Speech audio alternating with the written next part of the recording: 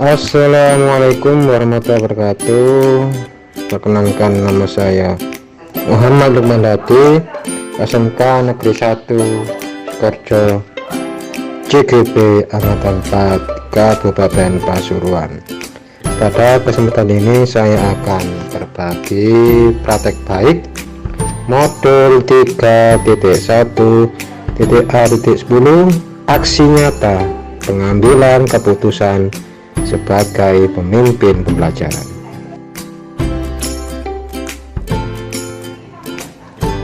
Fasilitator Rosmawati SPD, pengajar praktek Gunawan Mulyoto, dan saya sendiri calon guru penggerak Muhammad Lukman Hadi SPD dari SMK Negeri 1 Sukoharjo.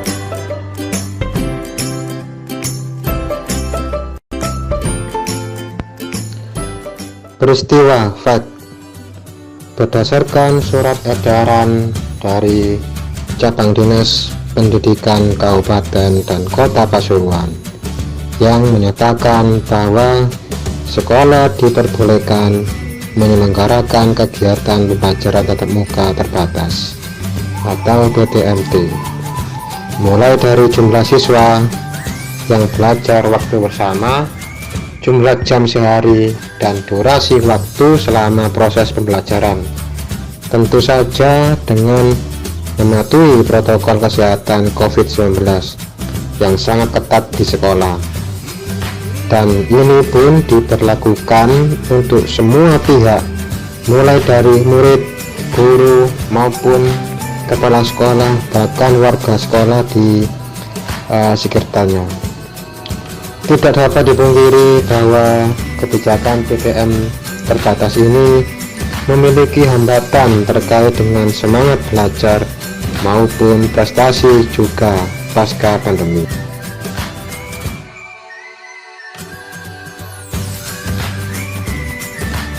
Kehadiran peserta didik masih belum maksimal, di mana jumlah siswa menurun. Dengan mudahnya siswa beralasan untuk tidak masuk kelas tanpa keterangan dan surat izin tidak ada. Peraturan yang tegas memang harus ditegakkan, namun mengingat situasi kondisi pandemi belum stabil dan pulih, maka kami masih memberi toleransi pelanggaran yang dilakukan atas kehadiran siswa akibat ketidakdisiplinan. Selanjutnya yaitu yang B, perasaan.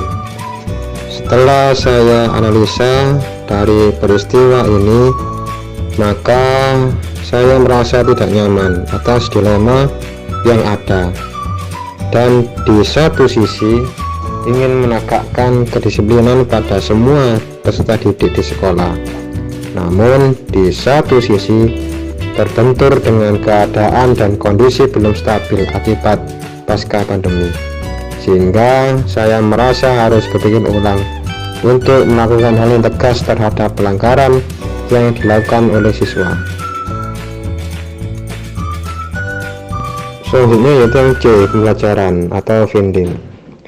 Dalam kasus ini saya dapat menerapkan teori tentang pengambilan keputusan pembelajaran modul 3.1 dari hasil belajar, yaitu mengambil 9 langkah pengujian keputusan, 3 prinsip, dan 4 paradigma.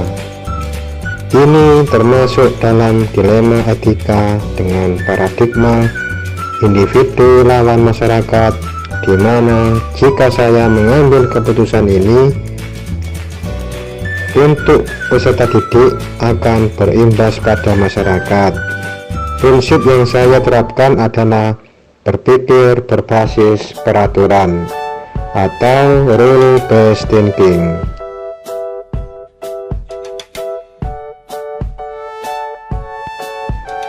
Penerapan ke depan atau fitur. 9 langkah yang sebaiknya dilakukan adalah menggali bahwa nilai yang saling bertentangan, yaitu adil lawan kasihan, mengumpulkan fakta yang relevan, yaitu kehadiran siswa menurun dan lingkungan yang kurang mendukung. Setelah itu menentukan situasi yang terlibat di sini, yaitu ada guru, wali kelas, murid, dan kepala sekolah.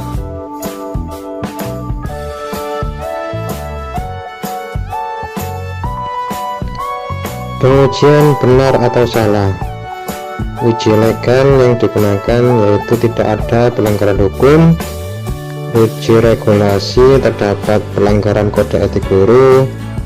Uji panutan yaitu berpikir berbasis peraturan.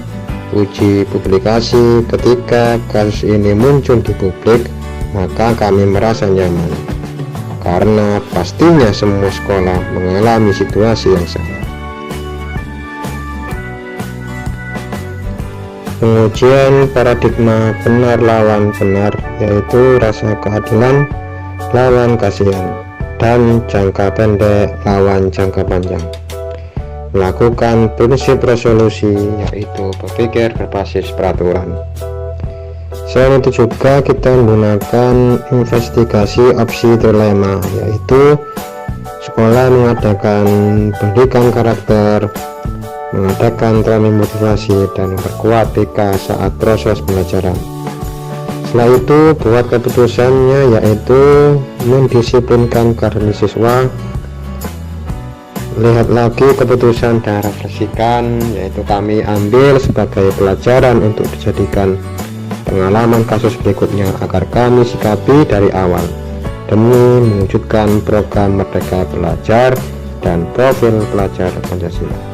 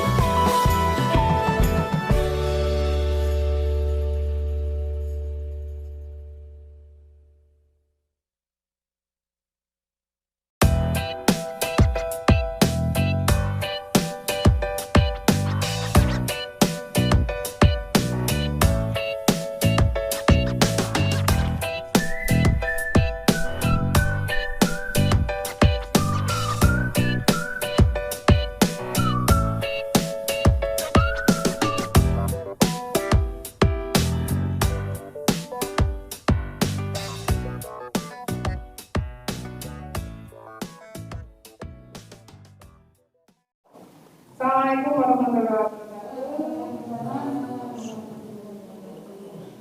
Terima kasih atas kehadiran Bapak Ibu untuk memenuhi undangan Pak Lukman sebagai calon gubernur dan salah satu dari anggota kita yang calon gubernur adalah Pak Lukman. Hari ini Pak Lukman akan menyampaikan implementasi aksi nyata maupun dari P1 tentang pengambilan keputusan sebagai pemimpin pembelajaran. Jadi, mohon kita sama-sama menyimak apa yang disampaikan Pak Lukman. Semoga ilmu dari Pak Lukman nanti juga bisa kita gunakan untuk pembelajaran kelas. Semoga Pak Lukman ini akan dapat melalui program penggerak ini dengan sebaik-baiknya sehingga sampai menerima sertifikat. Karena sertifikat guru ini sangat penting, khususnya kalau Pak Lukman nanti jadi P3K ataupun ASN, bisa dijadikan satu syarat untuk untuk bisa mendaftarkan diri sebagai calon kepala sekolah. Mudah-mudahan Bapak Ibu yang lain bisa menyusul apa yang sudah dilaksanakan Pak Lukman.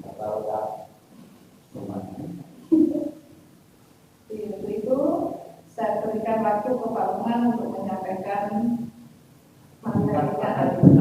secara singkat, padat dan jelas. 20 menit selesai Pak?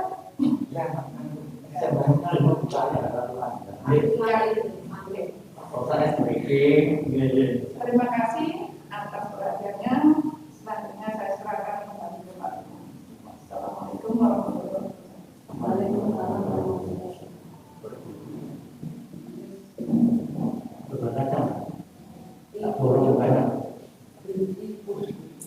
Bismillahirrahmanirrahim. Assalamualaikum warahmatullahi wabarakatuh. Bapak Ibu, sebelumnya teman-teman sudah tahu kegiatan implementasi aksi nyata modul 3.1.A.10 pengambilan keputusan sebagai pemimpin pembelajaran. Bapak Ibu, sebelum ke studi kasus ataupun ke problem solving, saya berikan pengantar dulu nih Bapak Ibu supaya nanti dalam pembahasan ini menjadi terarah dan diskusi kita menjadi bermanfaat. Setelah itu untuk sebelum pembelajaran mohon izin Bapak Ibu untuk HP terus untuk kelas apapun mohon di-share dulu sehingga apa yang nanti menjadi istilah itu diskusi kita ini menjadi manfaat dan tidak mengganggu dari yang lain. Bapak Ibu, nah ini untuk pengambilan keputusan sebagai pemimpin belajar, kita kan tahu ya Bapak Ibu ya, di dalam satu kelas itu kan pasti kita menghadapi dilema, bagaimana kita mengambil sebuah keputusan. Pastinya itu di dalam pengambilan keputusan itu pasti ada plus dan minusnya Bapak Ibu. Pasti di dalam kelas itu Bapak Ibu pasti menemui permasalahan-permasalahan yang sangat konkret. Misalkan ada siswa yang ribet, ada siswa yang pintar, ada siswa yang misalnya itu macam-macam karakteristik itu. Itu ternyata Bapak Ibu kita harus fasilitasi Bapak Ibu. Dengan apa? Dengan pembelajaran diferensiasi.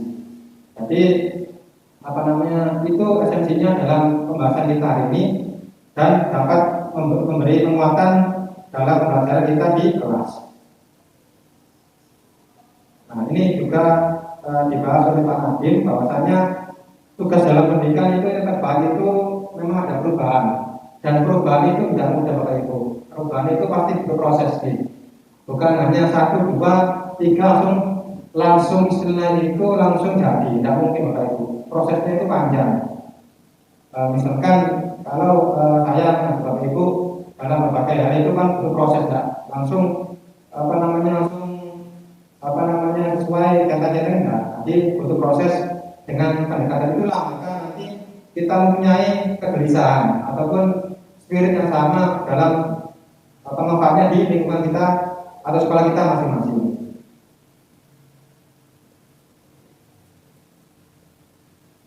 Nah, ini inti dari modul ini Bapak Ibu yaitu pengambilan keterangan skill. Jadi nanti Bapak Ibu juga kita belajar bersama Bapak Ibu. Jadi saya juga masih belajar bersama bagaimana memimpin kelas itu bagaimana, mengelola kelas itu bagaimana dengan teknik ini modul 3.1 pengambilan keputusan sebagai pemimpin pembelajaran.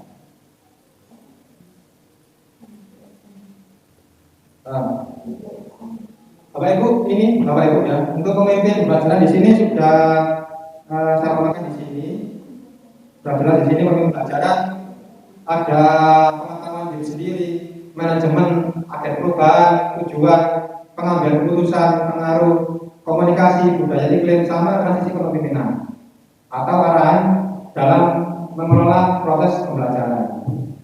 Jadi sekitar ada 9 langkah ini kita harus diupayakan diterapkan di kelas masing-masing sehingga anak itu bisa menjadi nyaman dalam proses pembelajaran. Untuk dasar pengambilan keputusan ada 3 Bapak Ibu. Ada kepiawaian anak. Ini kemarin juga ditanyakan Pak Willy. Pak, bagaimana anak yang bandel apa kita harus kasih nilai baik? Nah ini kita bahas sama-sama Bapak Ibu. Nah ini kan masuk dilema etika Bapak Ibu. Kita mengambil nilai itu disesuaikan dengan kemampuan harusnya. Tapi kan kebijakan sekolah kan ini kan juga dilema juga kan harus saya KKN. Nah ini juga masuk di modul 3.1 pengambilan keputusan sebagai pemimpin pembelajaran. Aslinya betul tapi kalau menurut kode etik guru itu juga salah Bapak Ibu. Nah kita harus nanti kita baca sama-sama. Mungkin nanti ada masukan dari Bapak Ibu sehingga nanti apa yang saya lakukan ini bisa memberikan dampak positif di sekolah Bapak Ibu. Nah, ini Bapak Ibu, ada formasi 439. Namanya itu pengambilan keputusan sebagai pemimpin pembelajaran. Yang pertama ada dilema etika atau moral atau rujukan. 4 paradigma dilema etika: individu lawan masyarakat, kebenaran lawan kesetiaan, keadilan versus belas kasihan, jangka pendek lawan jangka panjang. Yang ketiga adalah prinsip pengambilan keputusan: berpikir berbasis hasil akhir, berpikir berbasis peraturan, dan berpikir berbasis rasa peduli. Nah, 9 langkah pengambilan keputusan ini yang nanti kita eksekusi, kita eksekusi bersama. Alhamdulillah kemarin sudah saya menemukan permasalahan di sini. Nanti mungkin kita bahas sama-sama apa yang kurang apa lebih, supaya nanti kita bisa menyempurnakan apa yang kita buat. Yang pertama adalah menggali nilai, menentukan siapa yang terlibat, mengumpulkan fakta-fakta yang relevan, kemudian benar, paradigma, prinsip, investigasi opsi trilema. Ini maksudnya itu kita memberikan pengajuan 3 opsi trilema untuk menanggulangi masalah yang kita hadapi. Buat keputusan sama tinjau keputusan Anda dan refleksikan. Ini saya singkat Bapak Ibu ya, supaya nanti kita langsung ke studi kasus atau problem solving. Nah, ini masuk cuma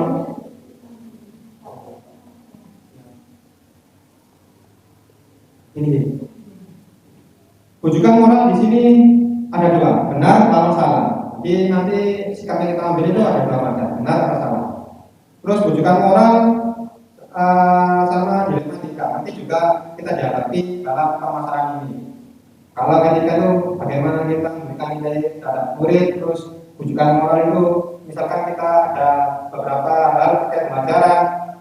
Misalkan kita kan kalau mengajarkan, menurut saya Bapak Ibu saya juga masih salah, itu kan mengajarkan menurut saya Bapak Ibu nggak bawa pelanggan. Nah, itu kan masuk di rujukan moral. Itu saya nggak bawa pelanggan, aku mengajarkan itu Bapak Ibu.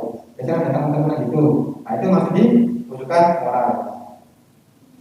Nah, ini apa rujukan moral ini? Ketika seorang harus memilih dan membuat keputusan antara benar dan salah.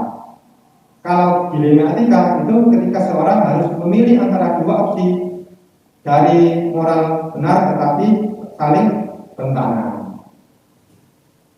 Ini uji legal apa? Ini regulasi ini ya, sama uji idola.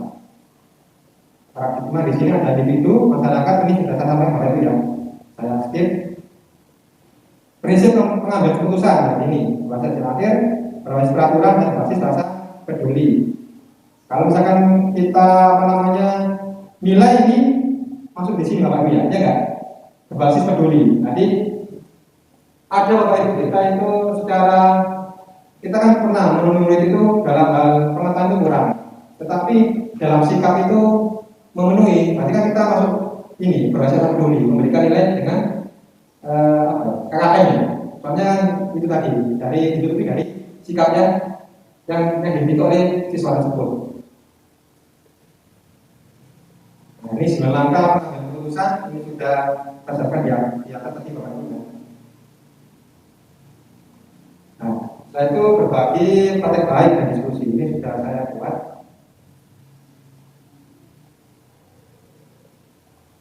Nah, ini pengambilan keputusan sebagai pemimpin pembelajaran.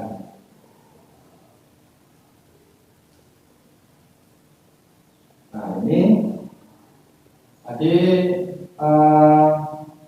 di pengambilan keputusan ini sudah saya paparkan Bapak Ibu bagaimana kita menyikapi permasalahan di satuan pendidikan kita ya. Itu kasusnya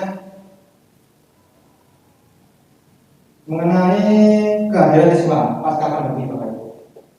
Jadi memang tidak mudah pasca pandemi ini untuk mendisiplin siswa Bapak Ibu terhadap dari kehadiran siswa di kelas. Itu real kan, kemarin sudah saya lakukan survei itu masih anak itu itu kurang greget sebelum pandemi kan anak kan ya lumayan untuk ini mengikuti pembelajaran itu lumayan aktif. Nah, ini kan untuk di di pandemi ini kan kurang ini ya, kurang istilah itu kurang signifikan dalam kehadirannya. Ada 4 paradigma, 3 prinsip sama 9 langkah pengambilan keputusan. Tadi kasusnya ini Bapak Ibu, ini saya baca pelan-pelan ya Bapak Ibu ya. Berdasarkan surat edaran dari Cabang Dinas Pendidikan Kabupaten dan Kota Pasuruan yang menyatakan bahwa sekolah diperbolehkan menyelenggarakan kegiatan pembelajaran tatap muka terbatas atau PTM yang kemarin pastinya bulan Bapak Ibu. Mulai dari jumlah siswa yang belajar waktu bersama, jumlah jam sehari, itu kan kepotong Bapak Ibu ya, benar nggak Bapak Ibu? Nanti kepotongan kan normal itu durasinya berapa Bapak Ibu? Ya aslinya 45 yang pandemi kan berkurang gitu ya, 25. Ini juga durasi waktu selama pembelajaran tentu saja berkurang dengan mematuhi protokol kesehatan COVID-19 oleh semua pihak, mulai dari guru, murid maupun kepala sekolah.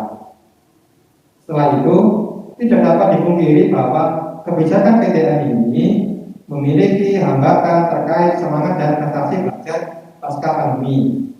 Kehadiran peserta didik masih belum maksimal, di mana jumlah siswa menurun dan dengan mudahnya siswa beralasan untuk tidak masuk kelas, entah itu ujian atau gimana, atau enggak surat palsu. Dan mungkin Bapak Ibu sering menemui di kelasnya masing-masing.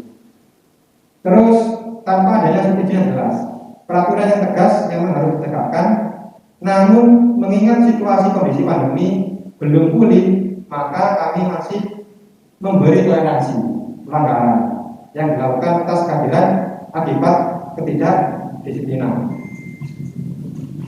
Terus ini perasaan atau feelingnya. Jadi setelah saya analisa dari peristiwa ini, maka saya juga merasa tidak nyaman Bapak Ibu, atau mengalami dilema.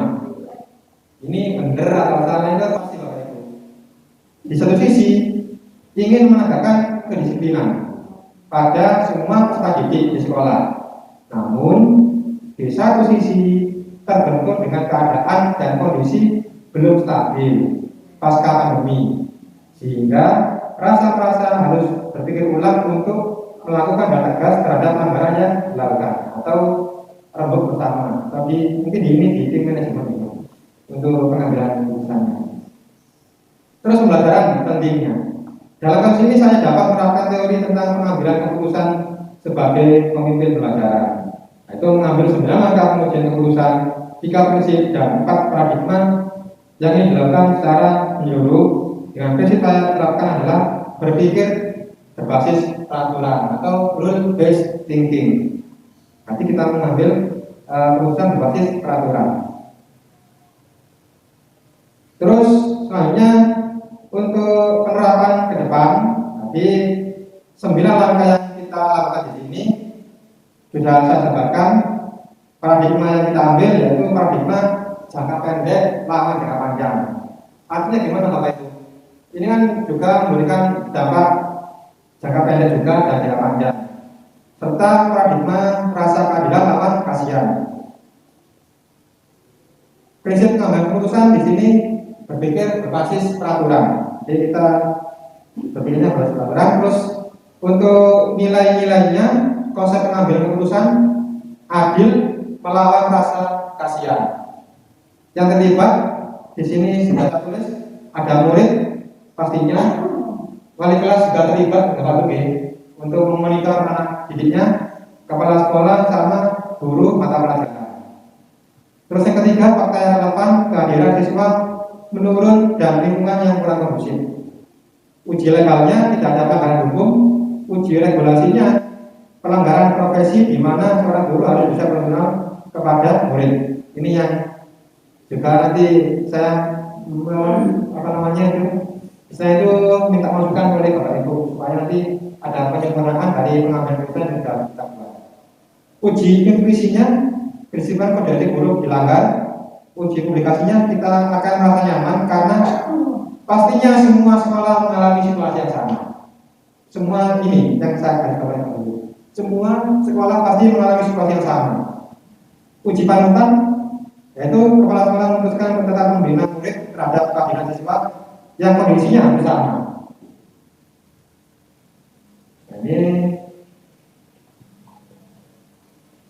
Ini uji paradigma benar atau salah.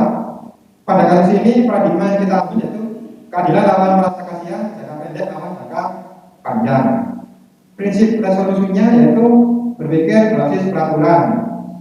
Nah ini yang Bapak Ibu, opsi yang saya tawarkan. Mungkin nanti ada masukan Bapak Ibu, nanti saya tulis di sini.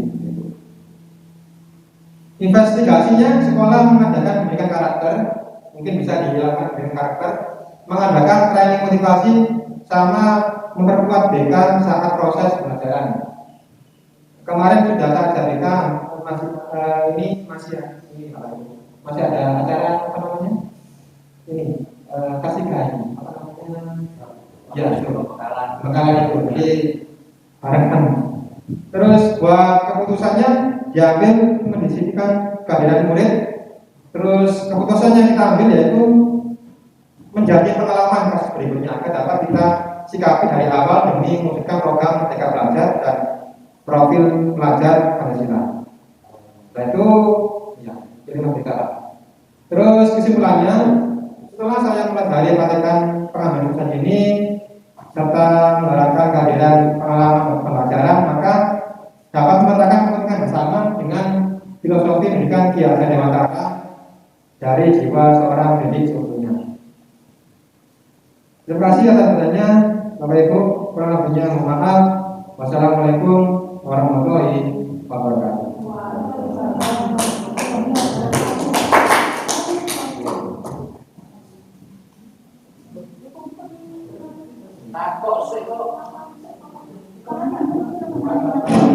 Mungkin Bapak Ibu ada sesi apa dulu, ada yang mau ditanyakan, monggo. Saya Rahman.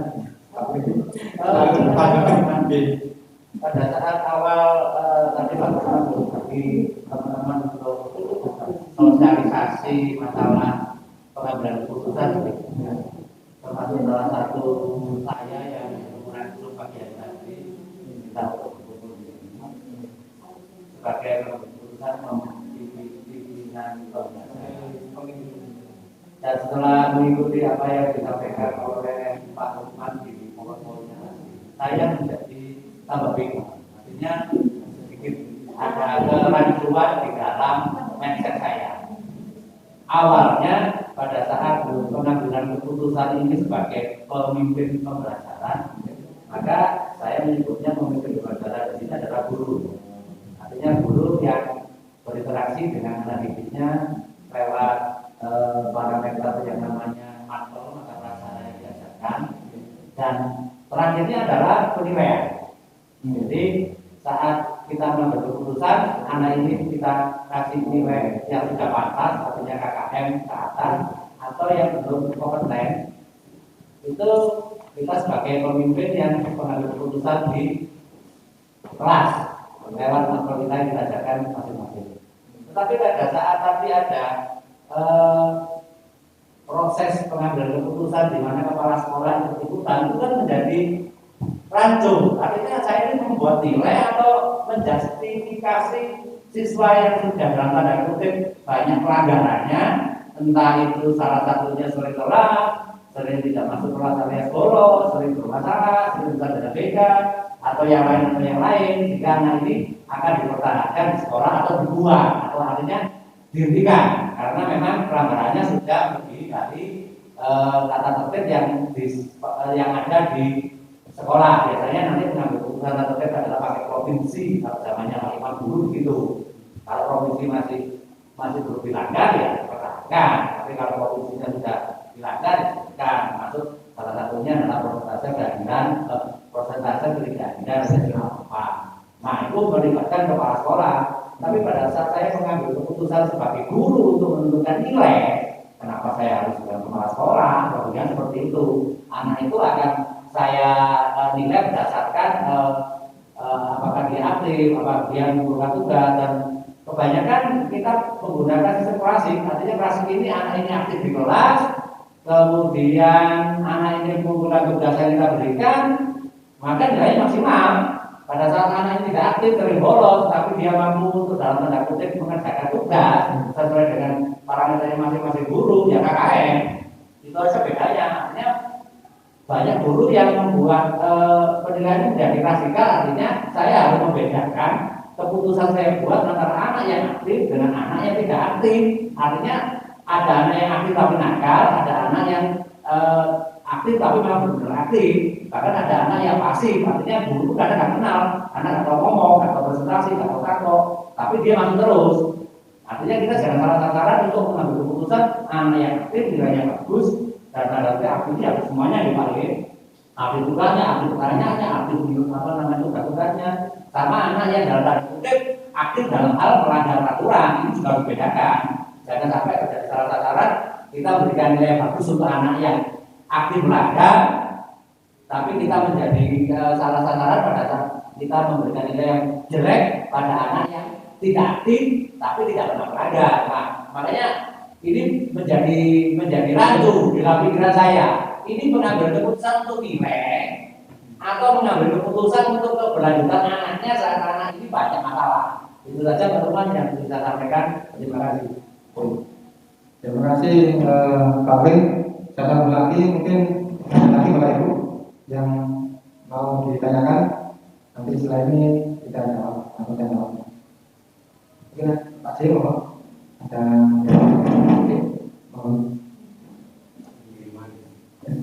Assalamualaikum warahmatullahi wabarakatuh. Waalaikumsalam. Menyambung pertanyaan Pak Win.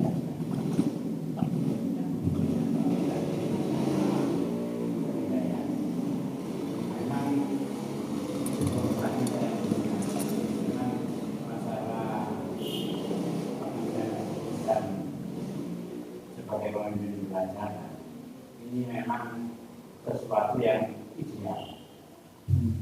Jadi sesuatu yang ideal, terus pada kenyataannya kita berada dalam situasi yang tidak ideal. Ya, kita berada di sebenarnya yang tidak ideal. Pertama, sebagai guru, kita sebagai pelajaran seharusnya kita memiliki hak setinggi-tingginya untuk memiliki keputusan pada penilaian. Namun kenyataannya, guru sebagai satu individu dan sebuah lembaga pasti kita bagian dari kelompok, pasti kita bagian dari organisasi, dan kita pada akhirnya tunduk pada keputusan organisasi. Dengan bahasa lainnya yang enak, bijakan. Bahasa yang digunakan kebijakan. Kebijakan lembaga seperti ini. Ini saja Pak Win merasakan di negeri atau di swasta. Ketika kita melakukan penilaian oleh ini kalau berarti, ya benar. Iya. Ini situasi yang ideal. Tapi nah, pada saatnya kita mengambil keputusan yang tidak ideal. Nah, bagaimana kira-kira Nak Lukman setelah mengikuti solusinya, berupa mencari solusinya, biar yang tua-tua ini nanti bisa mengikuti apa? Dapat termasuk pada solusi. Terima kasih. Assalamualaikum warahmatullahi wabarakatuh. Waalaikumsalam warahmatullahi wabarakatuh. Teman baca untuk tak pertanyaan dan masukan. Ada lagi Bapak Ibu? Ada lagi. Kita boleh takjil loh. Boleh takjil ya? Kita boleh takjil ya? Kalau terima kasih, sebentar ada pertanyaan nih. Ya nanti saya jalan dulu. Waktu nunggu Bapak Ibu pertanyaannya sangat menantang ini juga. Sangat ya ini juga masih dalam tahap belajar Bapak Ibu, kita sudah sama-sama di sini. Yang pertama Pak Bunadia. Kenapa untuk pengambilan itu kok kepala sekolah dilibatkan? Soalnya kan kita kan tepat di sini kan memiliki hak penuh dalam penilaian. Oke Bapak Ibu. Tadi mengapa kepala sekolah kita libatkan? Ini kan pastinya begini Bapak Ibu. Nanti kan kita memberikan nilai itu kan pastinya melihat rekam jejak dari anak-anak. Ya, mulai dari apa namanya mengerjakan tugas dan sebagainya itu kan pastinya kan apa namanya memberikan nilai sesuai dengan apa yang Misalnya itu apa yang diharapkan oleh Bapak Ibu dan sesuai dengan kemampuan anak. Yang menjadi hasilnya di sini kan untuk kepala sekolah ini benar-benar itu sebagai ini pengambilan yang terakhir Bapak Ibu. Karena nanti kan biasanya itu apa yang kita alami kan nanti kan kita memberikan nilai itu kan pasti nanti kan kita remuk bareng dengan apa namanya kepala sekolah, sehingga nanti apa yang kita ambil ini memberikan apa ya, saya itu mendadak positif, tidak berlebihan, tidak apa namanya, itu tidak mengurangi esensi yang kita lakukan dan juga mendukung dalam pembelajaran. Jadi seperti itu nih Pak W.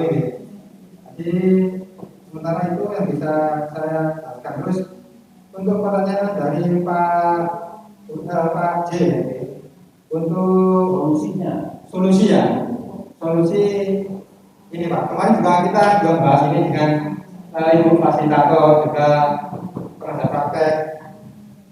Dalam pengambilan itu pasti ada dilema.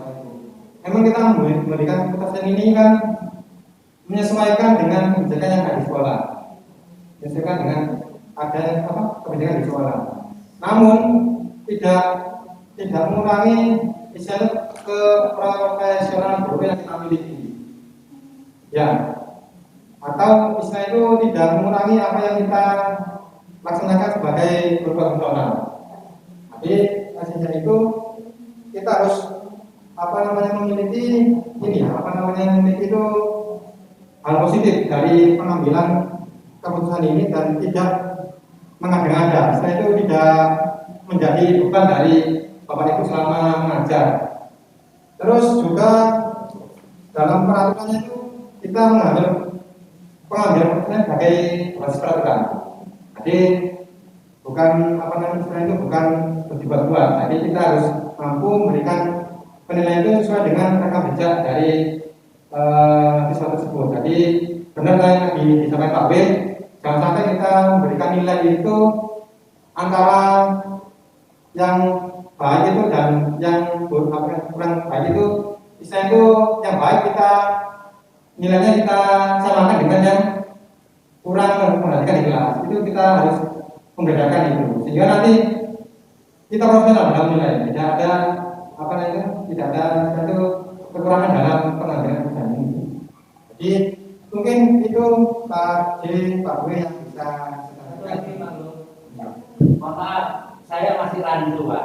Jadi artinya gini, jadi judulnya itu seharusnya kalau untuk memimpin pembelajaran itu bukan pengambilan keputusan saja, tapi pengambilan keputusan penilaian. Harus ada dalam tanda kutip lebih kecilnya ke situ, karena kita sebagai seorang pemimpin pembelajaran, artinya saat kita memimpin pembelajaran itu kan ada makolnya, misalkan Pak J bahasa desa, pemimpin pembelajaran bahasa desa, jadi dia mempunyai otoritas untuk memberi anak-anak penilaian mata pelajaran bahasa desa. Pasti nggak boleh ngasih nilai matematika, kan seperti itu. Nah, makanya pada saat akhir nilai ini mau dimunculkan, pasti harus membuat keputusan.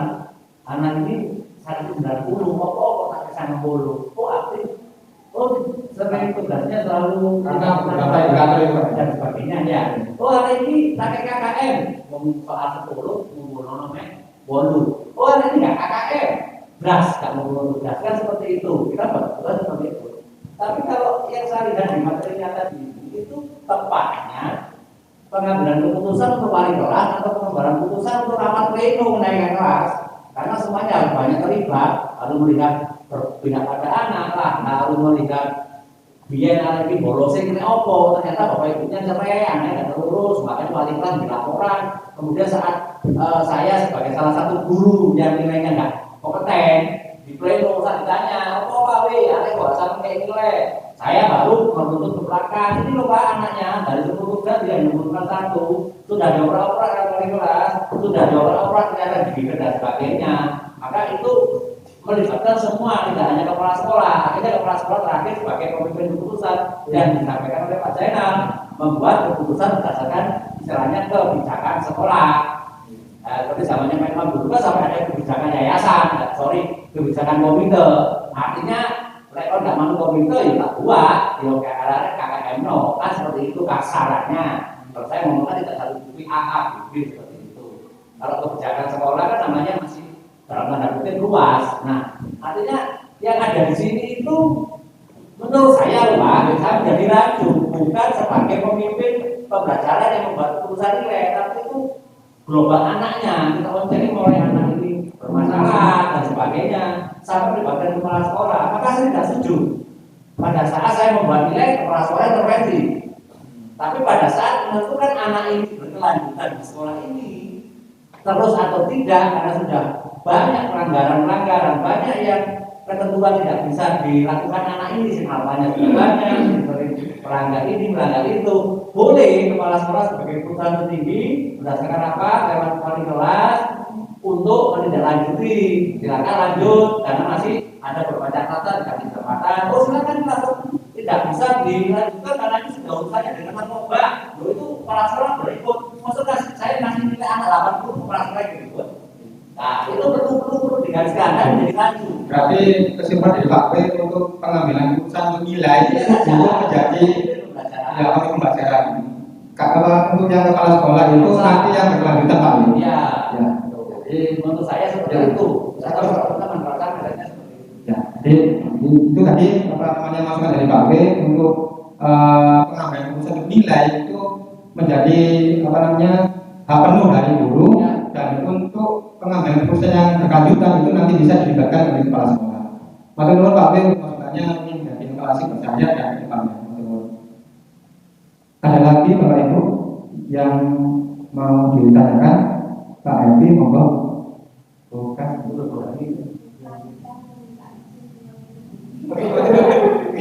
nuwun.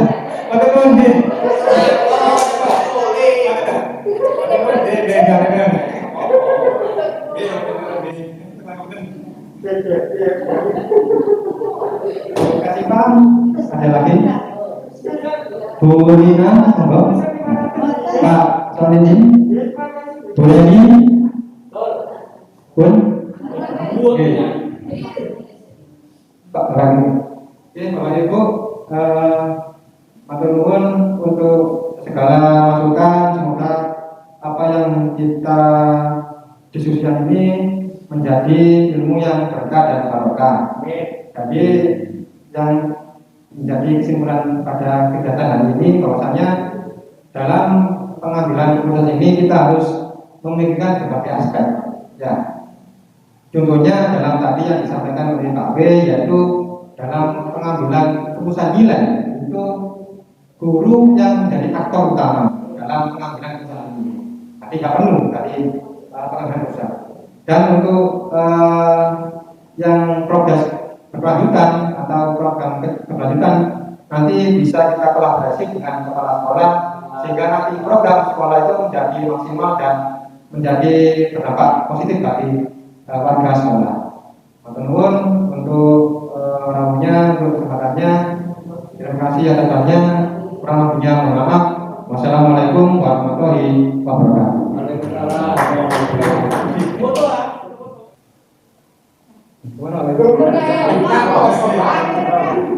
Hanya pertanyaan dong. Jempol lagi.